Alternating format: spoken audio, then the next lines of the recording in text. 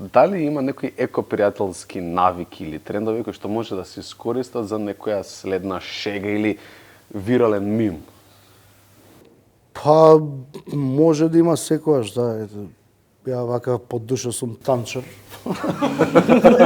Може да се направат вирални видеа и тие челенџи, нели? Јас сум малку од постарата генерација, не сум 100 години, ама може да се направат некои такви предизвици, да не ги прават оние што се, па да речам, страшни предизвици по живот, такви загрозувачки, не такви може да се прават, застаеш до некоја канта контейнер, шизиш, па го фрлаш ѓубрето или шизиш, го селектираш, било што. И може таков тренд да се направи, луѓето да го прават. Тој, пошто во принцип ти кога одиш да фрлиш ѓубре имаш некого начин, нели идеш, може да си љут, може да си нервозен.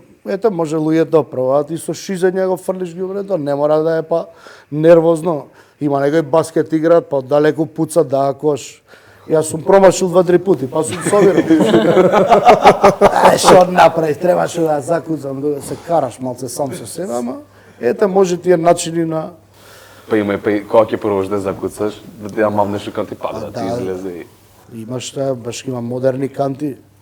Имаш оние отвараш, па забиваш, затвараш.